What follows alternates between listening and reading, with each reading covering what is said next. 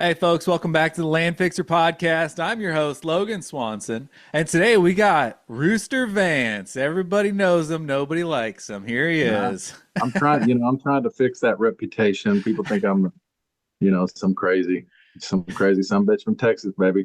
And I am, but not in probably the way that they think. That's right. That's right. Folks, as usual, if you're looking to buy or list your land, go to primelandexchange.com. Check that out. Also, if you're looking to fund your land flips, go to landpartnerfunding.com. And if you haven't already, hit subscribe and check this out on YouTube so you can check out our faces while you listen. It's awesome. You'll love Come it. on, come on. That's right. That's right. All right, Rooster, glad to have you, man. Yeah, I actually have a appreciate lot of questions for you. We pre-gamed a little bit, and I hid all of the hardest questions I'm going to answer you so you're unprepared. I'm glad. Um, and I usually start with a little bit of background. So you've probably already said it a bunch on other podcasts, but kind of tell folks a high level view of how you got into land investing and, where you are now. Well, I started off, about 12, 13 years ago. I was a remodeling contractor and I decided to get my real estate license. And during that whole process, I ended up learning to wholesale houses actually.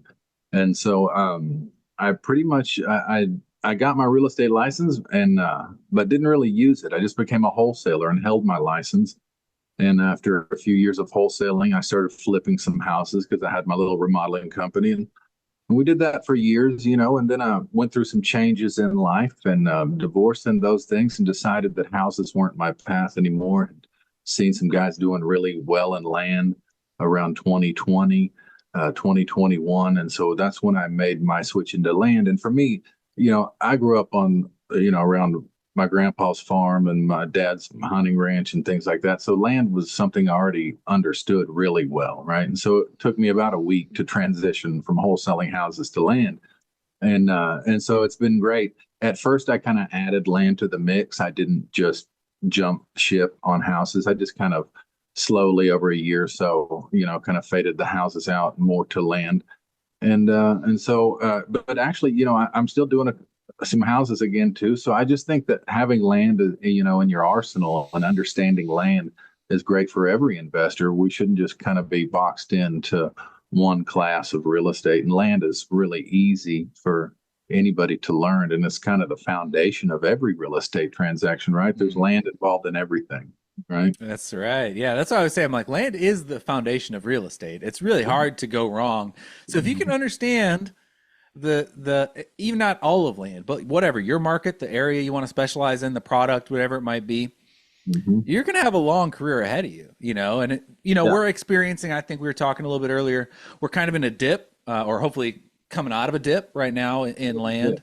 No, we're coming out. Um, Definitely coming out. yes, yes, but whatever, even that slow period, we didn't die. It's not like I was holding a ton of single family Yeah. homes that weren't renting or anything crazy. I had to pay some Yeah. taxes, Yeah, you know? exactly. It's just, we holding it hasn't been a problem for us either. It's just been less profit. The profit's coming faster, right? And so it's not like we're in a pickle and we're wanting to, have a fire sale and get out, however we can. It's just that we're having to hold this stuff a little bit longer, so those 200% returns we were looking at are only going to be, 50% returns or 100% or whatever it is, those are silly numbers, but so the land space is safe. It's a safe place to be. So Hey, folks. So sorry to interrupt this amazing podcast. What a wonderful host you have so far. But I want to bring you our sponsor for today. Today, we are talking about Pebble, REI.com. My good friend Jesse Kwong has been really making something special over there. Okay, so if you're a land investor, you've done a few deals, you've proven that it works to yourself, and you're kind of stuck trying to use spreadsheets or making some sort of complicated system of Zapier and other CRMs to try to, trying to create a hodgepodge and make everything fit together in your business. You don't got to do that anymore. Pebble is built for serious land investors. It's got a fully integrated phone system so you can call and text. It's got your marketing management tools so you can launch and track your campaigns easily. A full property data system. That's right. You don't need to have a whole different software for your leads and get them all the way organized into contracts. There's also built-in due diligence tools, so you can pull your neighbor data records, property details, floodplains, all that sort of stuff built right in. And folks, guess what? AI agents have been announced and they are coming this year. If you're using AI powered assistants, you'll be able to automate key parts of your business using this. If your systems aren't centralized, you're going to have a real hard time doing that. So now's the time to streamline everything into Pebble. So you're going to be ahead of the game instead of scrambling to catch up. Now, folks, I got an exclusive offer for you. You know I do. If you go to pebblerei.com / the land fixer, you're going to get a $50 credit so you can hop in there, do some mailers, pull some data, send out contracts, whatever you need to do. Again, that is pebblerei.com / the land fixer. Check it out. You're going to love it. Yeah. Um, And when you got in, did you do any sort of course or education or anything? luckily I had some guys that were kind of around me, that were educators themselves, and so I kind of just went into their Zoom classes and hung around their communities and learned it pretty quick. Bought a few steaks for some gentlemen that and picked their brains. But like I said, I was already I was already wholesaling a little bit of commercial and a bunch of houses, so Hmm. it wasn't that big of a stretch. The one thing that takes a little bit of learning is understanding, say, like, entitlements and things like that for Yeah. subdivisions. That takes a little bit longer. So learning the wholesaling thing wasn't really learning for me. It was just discovering it, right? Going, oh, you can do it like this. And oh, that's how you do land. Okay, now I know how to wholesale land, right? And then, but understanding how to value land, right? That's the part that takes a little while to learn, because you got infill lots, you've got rural agricultural land that's great for rural subdivides, which is what we focus on. And then you've got development land, right? The land that lay in the path of progress that has that infrastructure or is in line with infrastructure. And so understanding all of that can take a little longer. And so that's why I'd say for folks kind of in the beginning when they're delving into land to focus on maybe one class, one niche, maybe infill lots or maybe the development land. Infill lots is going to be your quick little money, right? Wholesaling infill lots to builders. Rural subdivides seem to be what we classify as like medium money, right? We're going to take 50 acres and make it into 5, 10 acre spots, right? We're going to try to Yep. sell this in 6, 9 months. And then your development deals with entitlements that could be a year or two, right? And so, Hmm. uh, three different kind of areas we play in, and it's kind of some quick, medium, and long money, right? And so land provides that also, um, which is where we're all trying to move to that long money, but we still do our small deals, right? Yeah, yeah, and I'm curious, I have a background in remodeling and construction as well, and I've always had this temptation to start building homes or doing any of that. Have you had Yeah, that temptation? Are you thinking of building anything? I'm more of a remodeling guy, and I've built a couple of houses, but for me, it's not with my attributes, with my network, with right. We're all different and in a different situation. With me, no, I've never really thought about doing that professionally. Although I have thought about doing some barn dominiums. I've Yeah. got a buddy that does the shells and I do the finish outs. And so it's like, hey, we could do some barn doors. I've put a couple of those together, but still, and thought about trying to scale that, right? Branding that up. But I thought, no, the time, the effort that's going to take is just going to deter me from what I'm doing over here, right? And so some opportunities can, or some distractions can come in the form of opportunities, right? Hmm. And so we have to be able to discern, and not only from the people that were around us have good discernment, but of the opportunities, right? So Yeah, and that's a really good point. It's actually something that I've talked about, not really on podcasts, but like my friends that are in the yeah, land space. Um, there's always this like shiny object syndrome that's going around, and I'm, for us, we started in 2018, so we've seen a few of the different waves of different whatever acquisition types or yeah, land deals to do whatever. right. Um, Right. There's and I always think the we've, greatest thing, that's yeah, and coming. I think we got to this point this past year. The market slowed down enough that a lot of the chaff's kind of fallen out of our industry. I hear a lot of people going back to 9 to 5 jobs and things of that Yeah. nature. So I think like the people that have been able to white knuckle and get through this and they had enough land to sell and kind of get through, I think we're going to be in a pretty good position Mhm. um, to hit this new wave. I mean, I think summer is going to bring a I lot of agree. really good stuff for us.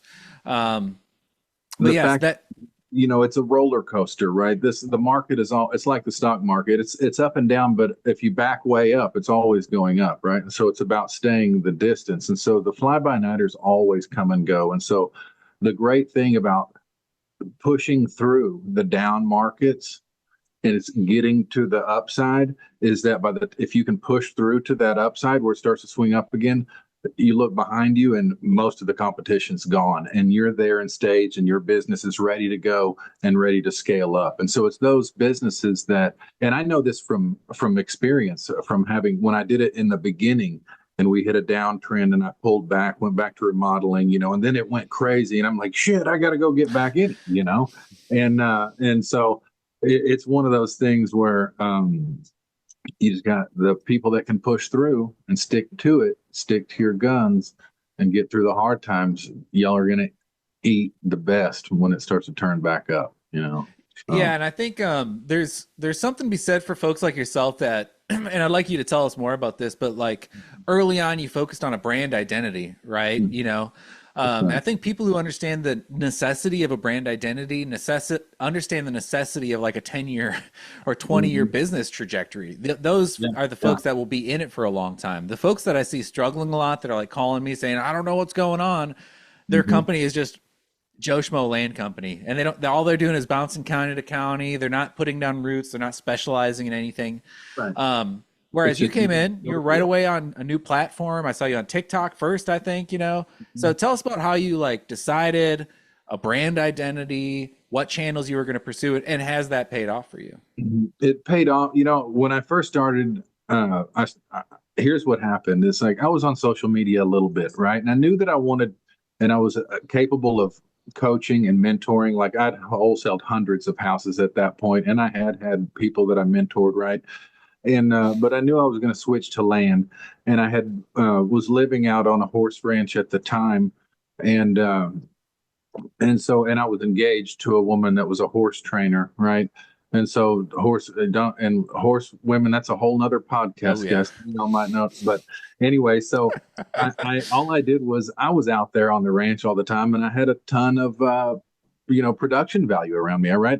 We had a half-mile racetrack at the ranch and 100 horse stalls and 100 horses out there. And so what I did was I thought I'm going into land and I want to brand myself. And here I am in Texas, baby. This is Texas. And I'm a Texan through and through, right? And so in Texas, we have our own heroes, we have our own legends. We got Mattress Max, we've got the Kinky Friedmans, right? And so who's going to fill their shoes, right? These guys, I thought, okay, well, here we go. Here's my chance. I put two and two together. I thought, the guys that are going to fill the shoes are the ones that are going to go out and shove their own brand down the throats of the people, basically, right? And so here's what I'm going to do.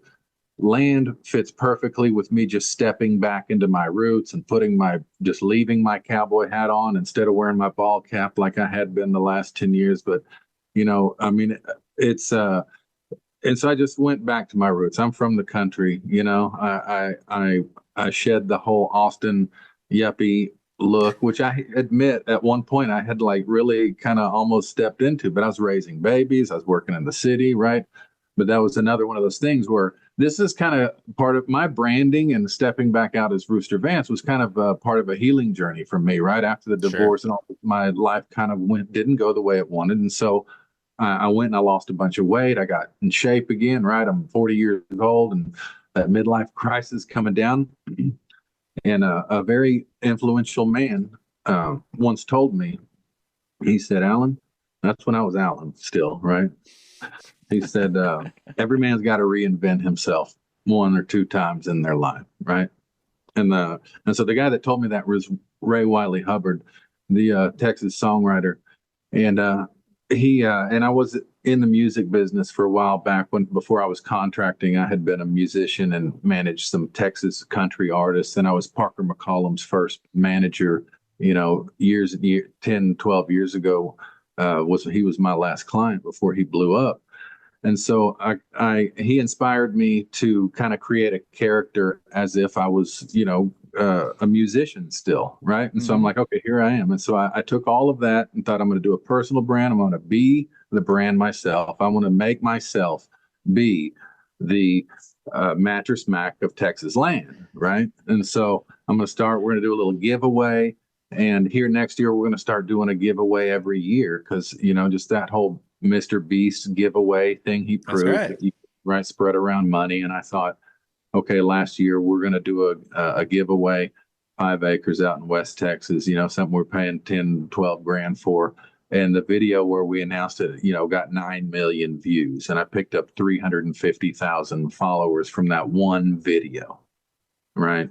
So yeah, and so that's what Rooster is about, right? We want to be the man with, well, I'm your man with Texas land, baby, come on. And so I've got this website, nocreditland.com, and we, with some investors, friends of mine, we partner in deals and subdivide them, and a lot of the parcels we're able to sell on owner financing. But that's just, we've got a guy, right? We sell them that buys the notes at the table. Okay, so Yep. we've got we'll exit the lots in cash, or we'll exit them at 35% higher price, sell the note out. And so it allows, and so I thought Rooster is a man that's going to bring land to the people, right? Lower, no credit check or low credit, lower down payments, let people buy homesteads. And so whereas in the beginning, my brand started out as just going out and being Rooster the wholesaler, teaching people how to wholesale. As soon as I did a land giveaway, I became Rooster the man of the people. And then I doubled down on that by saying, hey guys, whoever I know that has owner finance land, y'all just put it on my website and let's create this place. And I'm just going to drive people to it. Well, now I get 50,000 people a month to this website, and so I all those buddies that I let put land on there that are not my subdivides, now I charge them, so a little $600 for a fee, and we sell some of those. But what that does is it lets me get VA. I have a VA. Actually, I have two VAs, and they follow up and they drive leads, and and so it pays. It really pays for itself, and just helps us sell our tracts faster. So when I go to a guy I say, hey, I've got this great land deal. Give me $1 million. We're going to subdivide it. I'm going to give Yeah. you 1.5 million back, over the year or something. He's like, well, how are you going to sell these? Right. Well, bing, bing. I've got the dispo set up. Right. And so I go the extra mile. I'm not just going to list the tracks. We've got our dispo and all the branding behind it. And so what the branding does for me. Right. So now it helps me raise money easy. Yep. It helps me go all the way to dispo, just use my name, and it's working. And so it's small still on the scale of things. It's still a very small business, but like you said, the 10 and 20-year vision is that my daughters and my grandkids are eating off of old Rooster's royalties or whatever it is, however, the income from the finance properties that we just stop selling the notes when we don't need to sell the notes anymore, and we start holding the notes, right? And there we have long-term cash flow. And so there's all different types of ways to play it. So, but yeah, the brand has been I was blessed with the whole viral 9 million videos, but we took a chance and it paid off. We thought, hey, if we can give away a $10,000 property, are we going to get $10,000 worth of marketing out of it? Probably. Probably so. And TikTok, so this is an interesting community. I really got sucked into it over the past couple of years. It's a very people get really comfortable with TikTok. You can build great rapport on TikTok. It's a great place to warm up an audience. It's the Hmm. cheapest place to get leads I've ever seen. And so if you're willing to, you don't have to go be a fool like I am sometimes, but if you're willing to get vulnerable and, share your story and continually do that enough to where you start to see a couple things that's working, and then double down on that and keep doing that a few months, you'll, it's not hard to pick up a little crowd and build 10, 15,000 followers. in a few months. And then after that, you need to get creative, like we did with the land giveaway, to make you go really pop off and go viral. Now I've seen other guys do giveaways, and it didn't quite work out, and they didn't get 9 million views. So, like I say, we were blessed with that, and Yeah. Yeah, you I've know that. done 3 or 4 land giveaways and they've all paid off. Yeah. It's been great. But like the most important part is, are you going to foster and re-engage those relationships once they pour in? And I think that's where, if you are lucky enough to get some level of virality, most people Mhm. aren't prepared for the next step, which is like, oh, now I have to Yeah. manage to keep these eyes on me for a long time. And I think that's a really smart move of branding yourself, Mhm. because then all you do is you pick up your phone and, you know, for you, I'm going to go do some Texas country shit and people are going Yeah. to resonate with it because they already know that's my brand identity. And it's really smart, especially like you said, if you live on a Texas farm, you live in a whole content rich environment. Where for me, I'm a land investor. I live like 5 minutes from the stadiums here in Arlington. Yeah. So for me to go find blank pieces of land to go get some footage on, I have to drive. Like we're putting in a road next week in one of my You gotta drive developments, so the I'll be out you there gotta drive flying the out the drone and Mansfield. Yeah. yeah, My yeah. my my cousins are from the area, Mansfield, Arlington out there. They've got a little horse property and stuff. So if you need a spot, holler. No, I'm just Hell kidding. yeah.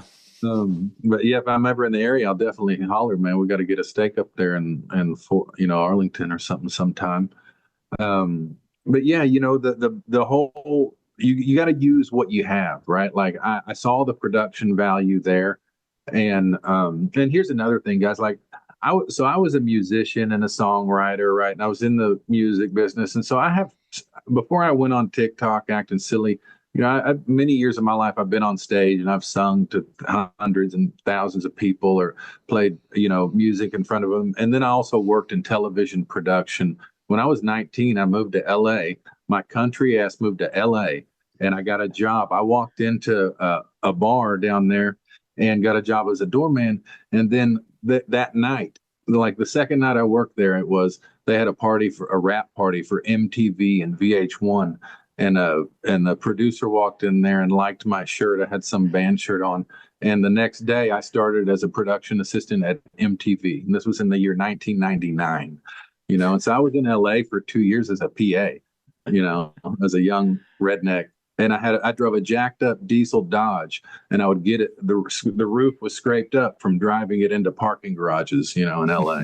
So I've been Yeah, around, yeah, and but I not to keep capitalizing. You're talking a little bit more about like how smart it is to brand yourself. Um, I think that's one of the things that's really missing. Like yeah, people that are coming into this space, they need to recognize the culture that we live in. You either have to be extremely good at finding the rare deal where you hmm can just buy it cheap and sell it real fast, and those are still out there. But for something that's long term, consistent, reduplicative, that allows you to build connections easily, have a certain presence or an air on phone calls and negotiations and raising capital, something that really pays for itself over and over and over and over again, that's branding. that's the Um, branding. You're yes, absolutely right. yes. And And I think like, I was luckier. I think I understood that a little bit and kind of, and I got lucky more. But the once I started to really occur to me what was happening, I was going, oh, they're like this Rooster Vance thing. I really started to push hard on it. I was being silly at first, and I didn't have the silly logo and all that, but I really, started to double down and shove it down people's throat. I heard Brad Leah, the coach and mentor, talk about Grant Cardone, and he said, the one thing that Grant Cardone did that I didn't agree with was he shoved himself down people's throats for years. It was yeah, 10 pieces of content a day, and it was the same thing over and over and over and again. And 10 years later, he's Grant Cardone. So we got to not only put ourselves out there, we got to continually to kind of, we have to fill their shoes. We have to take them basically, yeah, I was saying in yep. the beginning. So Yeah, anyway, and I yeah. think you're smart for identifying a specific platform too to really stand out on, because that's something that I struggle with, is feeling Hmm. like there's so many different, like if I'm going to create content, it has to go here and here and here and here, and you're never really a specialist at anything, and you're just kind of throwing content out hoping that something sticks or goes viral or whatever, and if it doesn't, then you start feeling compelled to go pay for traffic or whatever. Right. um so I think that was really smart of you to be like, all right, there's one or two places where I'm going to spend my time, and I'm really going to engage the community there and really learn what that algorithm is requesting of me in order to garner a bunch of attention, and then stick And to that. that's what I did. I actually spent a year, 9 months to a year on TikTok with another account under trying to get to learn the algorithm, all of that, and understanding what worked, right? And so I just made an account with a random, like a Texas flag as the picture, right? And it was like Texas shit. Yeah. And I remember it was during like the NPR, the final rodeos, right? And so I was on TikTok, and it was all over. It was a bunch of viral stuff. This kid, Rocker Steiner, he's this Bronco rider. He's 19. He's going to win all this stuff, whatever. And so I was like, okay. I had seen a video about how somebody said just post, videos about whatever's popular and trending. And so I started reposting like screen shared videos of this kid riding rodeo bulls, right? Well, I got 4,000 followers in like a week posting in this account.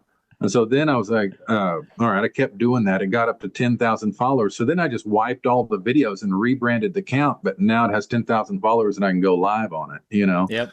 And I have that account working for another business. So um, it's not hard to figure out, basically the TikTok whole algorithm is basically an ADD female human. That's what you've got to, and not necessarily female, any really. I just say that Yeah. silly, but it's an ADD person, right? And so that's what you've got to feed to. And if you can keep the attention of the most ADD person who may be very interested in everything you have to say, but they're trained to swipe and they lose, consciousness of their thoughts every 5 seconds. Like you have to keep pulling them back in, right? It's get their attention and re-pull them back in every 3, 4, 5 seconds to try to keep viewership. And once you start to learn that and how to do that, um, which I actually am about to put on a webinar about it, because I spent last night, I was probably up until 3 a.m. on my whiteboard, and I really broke down. I've been doing this, but I've really broken down the, what the common traits my successful viral videos have in common, right? And then Yep. really start to analyze those. And so digging into it from my own personal experience, and I'm about to start just kind of following a certain recipe. So watch, y'all are gonna watch Rooster Vance video. We're gonna start popping big time. I get 20,000 videos average, maybe up to 100,000 views on a video once a week, but still most of my videos are 2, 3, 4, 5, 6, 7, 8,000, right? But we're going to push that. I figured it out, and it is a recipe, and it takes a little bit of work. So even when you have the following, you gotta really put in the work. And so what I've done as of now, I have to say that every video I've made has been on my phone. I've edited and posted every video in like 5 seconds. I don't spend a lot of time on production itself. I just do three things really, and I'll tell you real quick. When you first open the screen, you've got to have two hooks going on, a visual hook and an audio hook. Okay. And they need to be different. If they're opposing, it helps because it makes their brain start to analyze one thing and analyze another. This takes a little bit longer, right? And then you pitch that hook into your setup where you set up the whole story, and then you're going to tell your story, Write this and then down. there's better Okay. be a payoff in the end, baby. Come on, you gotta. It's like a punchline, right? And so think about a comedian. You're going to say something crazy the first line, and that gets everybody's attention, and then you're going to set up the story that's going to play out and it's going to pay off somehow. And it's going to pay off in dopamine in the brain, right? Each time you do this right, it's a chemical reward in the viewership's brain. And so that's all we're doing. That's all we're doing. Yeah. And that's very fundamental. That's a perfect way you put it, Mm-hmm. because humans learn better than anything else through storytelling. Mm-hmm. Now, just because we have really short attention spans doesn't mean we still don't want stories. We just want like a 3-act story that is, like you said, intro, story, conclusion, like that. Boom. Yeah. Yeah, And it's in a got minute. to, and it's got, you have to, you have to keep lifting up their curiosity, right? And so the hook creates a curiosity, and then the story setup should pique their curiosity. With like, oh yeah, I do want to listen to this. And then throughout the story, it's really a downtrend if you're not continuing to support that curiosity and lift it back up in creative ways, however you can. That's the art of it. It's an art, but there's also a recipe there. So would you say that your time as a musician kind of informed you on learning about human patterns and how to, I guess, take advantage of that? Yeah, well, connecting with humans, like as a songwriter, but that's really, it's life experience, I think. I didn't get really into this until my 40s, right? And so taking all the life experience I had as a musician, as being a dad, as a brother, a business owner, right? A winner, a Hmm. loser, you just take all of that. And if you're at a spot to where, you get to that point in your life to where you don't give a shit what people think anymore, right? Then you're good. Yeah. Then you've broken through to a realm to where you can put yourself on a pedestal simply by having the confidence and being vulnerable and putting together a story and going out there and telling it repeatedly. The fact is that anything repeated to a person enough times is accepted. Okay, that's why propaganda works. That's why payola works in the radio industry and always had, right? The big artists, they get to pay for the streams. They shove their music down your throats. It's not good music, but I'm going down the road and I got some stupid song my kids have been playing, right, stuck in my head. And so you need to, like I say, when you shove yourself down people's throats, that's what you're kind of doing, because there's 5 other guys that do the same thing that you do, right? And so how are you going to be extra? First, you're Yep. going to be extra in the way you look or the way you present yourself. And then you're going to be extra in the fact that you're going to put yourself out there, more. So, Yeah, and I think there's brownie points for if it is like on it, like a somewhat honest representation of who you are. Like if you're yeah. literally putting on a mask and pretending to be someone who is not at all like who you are on a day-to-day basis, I think it Mhm. just doesn't ring, Yeah.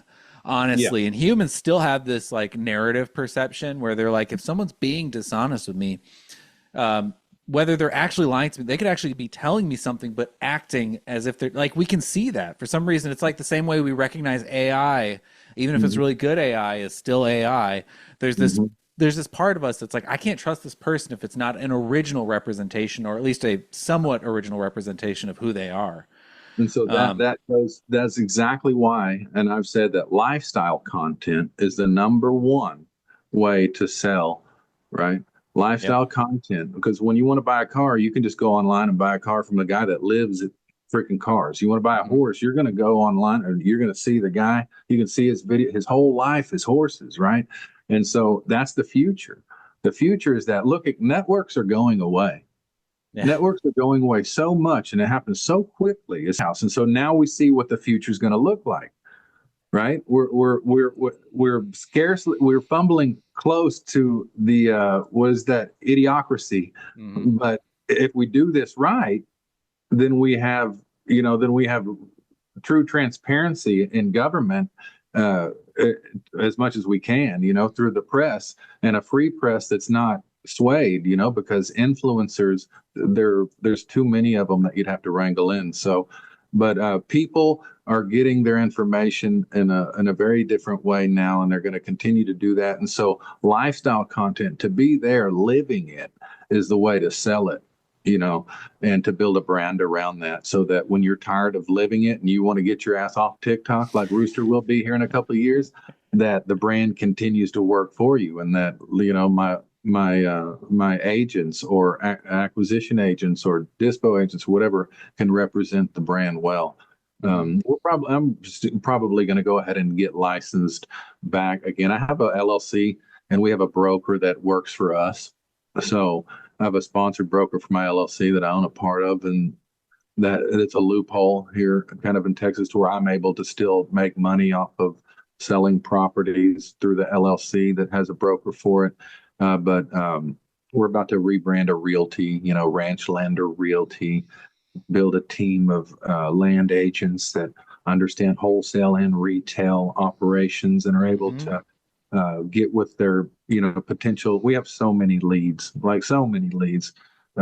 If honestly, if you're a land listing agent and you want some leads in Texas, you want to offer me some value, and I'll fill your inbox with old fellers that would just love to sell their land if you could get them the right price. And they're all retail prices, right? We understand these leads, but we're talking multi-million-dollar pieces of land, and so I'm going to start this realty up and get these agents going and have I'm quite certain that I can, pretty much using that brand power and the reputation and the rapport we already have, hand over hot leads to all of my agents to where they're going to go out and be able to sign up big farm and ranch, large acreage pieces of land, and we'll get them listed.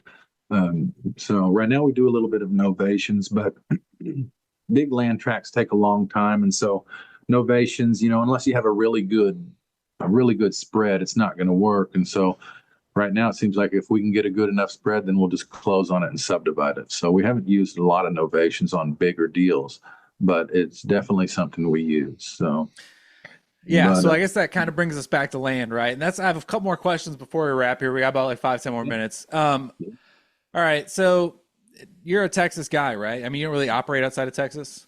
not really. Okay, No. so what's the insider opinion on Texas? Where do you see growth? Where do you see shrinkage? What sort of Mhm. properties, markets, anything that you can tell us as it relates to the Texas market? I'd Mhm. be interested in your opinion. So as far as shrinkage, there's not actual shrinkage. It's just pullback from accelerated growth, Hmm. right? And so it's not as accelerated as it was. But Texas is still booming in regards to, in comparison to most the world and the nation, right? But as far, in Texas, we understand the part of Texas we all love is called the Texas Triangle. Hmm. You got Oh yeah. Dallas, Houston, San Antonio, Austin, right? And so everything inside there, most everything anyway, because right in the middle of that, you've kind of got some areas that's not so great. But the Texas Triangle is where we focus a lot. Then down, Corpus Christi, we focus a little bit outside of El Paso. And so it's just the major, 4, 5, or 6 cities, in that I-35 corridor. Texas is pretty easy to navigate if you really or just to understand when you really start to look at it on the map. Is that West Texas, there's not much. The Panhandle's not much. We are doing some deals around Lubbock. But if you're coming into Texas from the outside and trying to understand the market here, and you really want to go right to the best bet, it's probably the DFW market.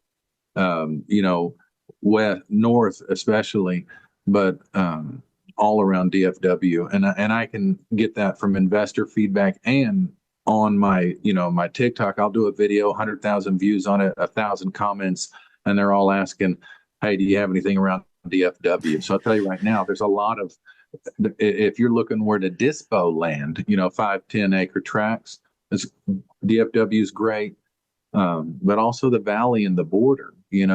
These guys have concrete companies and framing companies and tile laying companies, and they make they got 50 grand sitting under their mattress, right? Somebody needs to Yep. find some land. So Texas is like a bunch of different markets in one, right? Hmm. Uh, if you live out on the East Coast, it's definitely like a bunch of different markets in one. So you pick your poison, but around Austin, San Antonio, Houston, and Dallas, you're not going to miss if you know how to run numbers. The growth is going to be there. There was a little bit of pullback in San Antonio, I think, the last year or two, but that was just from the massive accelerated growth, I think, also. So Texas is a great place to invest. I have followers that call me from New York City, baby, and they're like, "Hey, let me get some money in Texas land," and we do deals. And Yeah, exactly. And I mean, we actually for a while we were operating in like 14 states, and we completely withdrew back to Texas. yeah, yeah. There's nothing. Uh, maybe. So I always try to go off of data. Mm-hmm. And U-Haul. I mean, it's always the Freedom Belt, right? So it's like I'm pretty sure South Carolina, was the most moved to. Second was Texas, North Carolina, Tennessee, Yeah, Arkansas. I can't remember what the last one was, but Florida. yeah, Um, yeah. Florida. so those are all our big states that we've always been successful in. But Texas, like, well, I can drive there. Like, I can drive to a place in Texas. So if I'm doing a subdivision and I'm wanting to create a bunch of content, now I actually that's a big factor now. Is like I want to be able to be there running Right. a drone while we're putting a road in and Mhm. looking like an idiot, recording myself walking all over the place because Absolutely. that's what pays. It does pay. It's important. It may not sell those tracks, but it'll raise the money on your next project. Yep. You know what I'm saying? And so whatever it does for you, but the branding on both sides, like I said, if you play it right with a brand that can stand in the middle and not just be of service to investors or retail clients, but you can kind of do it all, Mhm. And so, like I said, I'm not that smart. I just have balls and went for it, And so that's what it takes sometimes.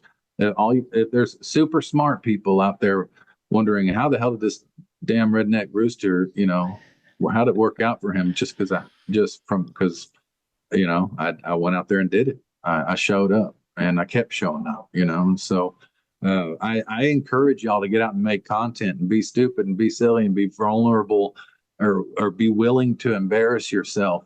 Because there's two types of people that are going to watch you. If you're concerned about making content, thinking, "Oh, I'll look silly," or "I don't know what people will think of me," I'll be embarrassed. There's two types of people. There's haters, and we need those. And I'll tell you why in just one second. But the other people are going to be the people that they may not like you or follow you, but they're silently cheering you on, or they're going, "Hey, I wonder if this guy's going to hit it." Right? Mhm. They're not hating. They're not either way. They'll stay neutral. Which is that a bad thing or a good thing? It doesn't have to be a good thing. It's not a bad thing. People don't matter, and they're too absorbed with themselves to really care or think about what you're doing anyway. So Yeah. I just say get out there and put yourself out there. That's it. Come on, nothing but good can come of it. Nobody's going to get on there and be like, "Oh, that guy looks silly as hell. I'm not investing in his land deal." Yeah. Like he already thought that. You know what I'm saying? So like the video didn't change that. So Hustlers recognize hustle. that's That's what it. they see. If you're out there and you're making a presence, you're doing whatever. If you are exposing yourself to the elements, people are gonna be like, people who are the ones you want to have an opinion Yeah. of you are gonna be the ones who are like, all right, I see it. He's trying. He's got his thing going. Yeah. That's Um, it. That's it. It's just about consistency. I know a guy who's done hundreds of podcasts and not one of them have over 200 views. And he's been doing it for 3 years, right? But he's been able to raise so much money oh yeah. because he's consistent. Hmm. And he didn't need 90 investors. He needed two or three investors to go do a couple of subdivisions, you know, and he Yeah. got them. All you need is a first investor, and then you do well with a first investor, and he That's it. introduces you to everybody else. And Yeah. like in our industry, it's not like you need access to $100 million to go No, change your life. We're no. usually doubling our money. Yeah, you couldn't find deals to spend 100 million right now anyway, especially if you're new. Yeah. Like you don't have Yeah. to worry about that. Like you only need enough money for the deals you can find. So how many deals can you really find at this point? Like you don't need that much money, you Yeah. know. I mean, we're doing a seller carry deal. I'm 100 acres. Yeah, I'll give you 700 cash, or I'll give you 800 if you can carry the note for 12 months. Well, why are you doing that? Because it's 700 grand. I got to go raise 700 and give half the profit away. So Hmm. if I just pay you an extra 100 and give you 80 grand down, and and I'll get my a buddy to throw me the 80 as a bridge loan instead of having a partner, right? And so land, there's all kinds of ways in land that you couldn't necessarily do in houses to use creative to make money without any type of uh, you know bank check or banks or whatever. You know That's what I'm right. saying. So, That's right. so yeah, the creative land, those are our favorite. Getting the old farmer to let us subdivide it and either giving us great terms or just saying, "Hey, buddy, look, I'm Rooster. I have the brand. I have the website. I have the TikTok, baby. Come on, look at me. So I can sell these. You want 8,000 an acre? I can sell these for 10, 11, 12,000 an acre cash. And I'll tell you what I'll do. I'll give you 9,000 an acre we're just going to do a joint venture contract. I'll pay for the surveys, and each time I sell one, I get everything over 9,000 an acre. Boom. Old man signs off. I'm like, okay, I just created a new way to do deals, right? And so this is the kind of stuff we teach that those type in my private mentorship, the bigger deals and doing those type of deals. But that's why I love land, because when we say creative, we mean get creative, like fucking get creative and figure it out. Like, and the old man in his overalls, he's like, I don't need the $1,000,000 right now, but I'm tired of going out there. I don't want my girls fighting over it if I croak tomorrow. And I would like to send my wife to Paris next summer. We'd like to go on a trip. That's all the time, And we also talk to a lot of people who are like, well, not right now. And then 6 months later, they call us back and they're like, husband's dead. I've got cancer, all this. So what we've learned is that, these big landowners are senior citizens, right? Many of them. And so we just have to follow up is really a big thing in this industry. And if you'll do that, you'll get into some big deals. And having the brand helps when following up too. Hey, this is Rooster Vance Land. Not, hey, this is Alan. Yeah. Guy named Alan you spoke to 6 months ago. Yeah. Oh, well, this is Rooster. Cock-a-doodle-doo, baby. What you been doing? Yeah. And that's a big state. You're not going to run out of deals. That's it. Yeah. So, but anyway, get out there and build your brand, guys, and put yourself out there on social media. If I see y'all making land videos, anytime I ever see anybody making content on land, I like them and follow, no matter if they have 50 followers or 5 million, every single time. I'm always wanting to be supportive, and I think that people should make more content. And so the freedom that we truly have is to go out there and express ourselves and drown out the noise of those people who are just robots and stealing up all the space that y'all could have, going out and being original content creators, guys. Come on. Hell yeah. Well, Rooster, thank you. We're at the top of the hour. I guess, so you already plugged your website, but just one more time, where can people get to you? What do you want them to go look at? I'm on TikTok at Ranchland is there. And then I'm on Instagram and YouTube, Rooster_Vance. I also have a Facebook group, Flipping Land with Rooster Vance. And, if you ever want to ask me a question or anything, feel free to hit me up in there, or, you can see kind of my branding and all what I do at my website, nocreditland.com. My education links are on there also. So hell yeah. I appreciate you, brother. Yeah. And I'm going to see you a little over a week over at Bascar's event. So yeah. Come on. Hell yeah. That's right. Cool. That's going to be a good group down there. Good. Anybody, if y'all see this week, that's y'all come down to that Texas Land Exchange. That's right. And then the next week, Bascar's coming up to Dallas at my event, so you can come to the DFW Land Investor Seminar, baby. Hey, I gotta show up for that. I need to.